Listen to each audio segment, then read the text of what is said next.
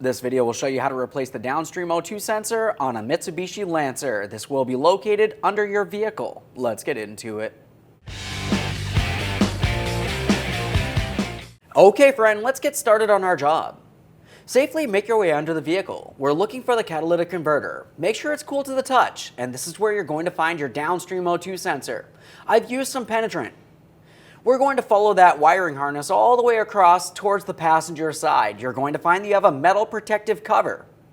Let's remove our two 10mm mounting nuts holding this in place.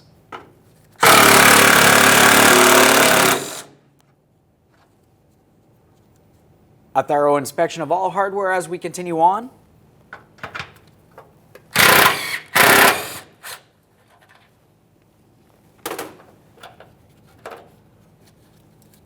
Now we can see that our wiring harness is attached to this area. We just have a small tab that you should be able to gently pry, just enough that you can slide that cable out of position. Let's make sure that bracket's still in good usable order, and we'll set that aside. So now we can take hold of that O2 sensor wiring harness and we're going to give it a wiggle. We can see that we have a small rubber boot. Now this is a protective boot, preventing any moisture or debris from making its way into the passenger compartment. Typically you can take hold of it, work your way around, and pull it down and out of place. You should be able to tug on this. I can see my connector. Now typically there's going to be just enough slack that you can pull the connector down to an area where you can easily gain access. We're going to squeeze on our locking tab, disconnect it. Now of course you do want to make sure this does not go up inside the body of the vehicle, in which case you'll have to make your way underneath the passenger seat to gain access, and remove it, bringing it back out here. Now let's continue on with our O2 sensor wiring harness making its way across the exhaust mounting bracket. Let's see it making its way across here. Got the next one. Now there should be another metal bracket that goes up and along this area. This would also be held in place in that area. Ours is clearly missing, so let's continue on with removing the O2 sensor from our catalytic converter pipe next. To remove the O2 sensor, we're going to use an O2 sensor socket. Slide it over this.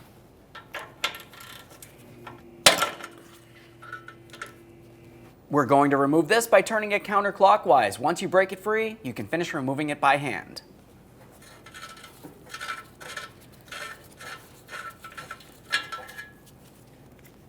There it is, friend. Now, prior to installation of any brand new part, of course, we're going to make sure we clean and inspect the mounting surface. I'm using some fine sandpaper. We'll give this a light scuffing.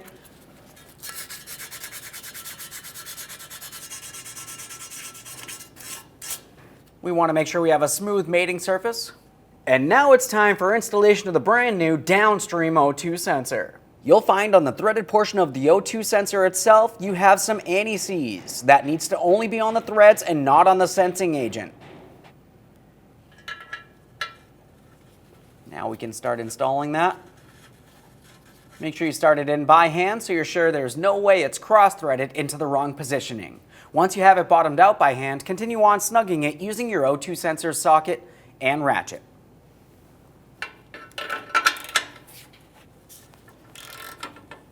Okay, right there's bottomed out. Just going to take it a tiny bit further there. We want to make sure we gently crush the seal. And now we can start securing our wiring harness leading over towards the passenger side where our connector is. We should have a mounting point along this area, which ours is missing. We'll continue on in the areas that we can easily access. Of course, while we do so, we want to make sure we don't have too much slack. Something like this can cause an issue while you're driving down the road.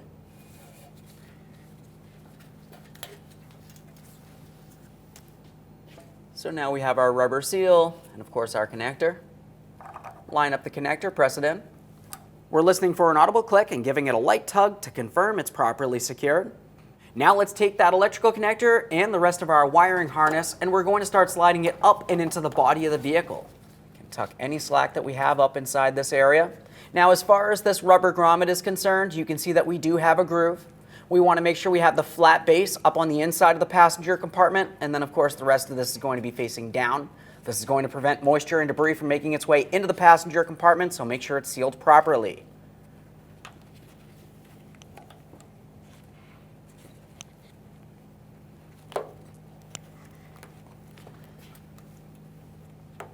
There we are. Let's go ahead and give that a wiggle. You can tell that it is properly secured. You can take any of that slack and just gently press it up and through the seal as necessary. Now it's time for our metal shield. As you remember, we have the wiring harness needs to slide into this metal bracket. Just swing it through there. There we are. Just make our adjustments to that cable as necessary.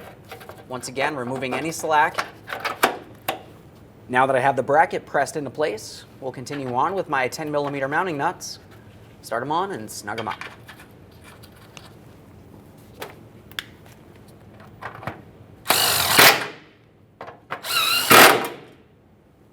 Okay, friend, we finished the installation of our vehicle's Downstream O2 sensor. Now the next thing you want to do is safely make your way out from under the vehicle. You're going to run the vehicle, make sure you have no exhaust leaks, no running condition, and no check engine light.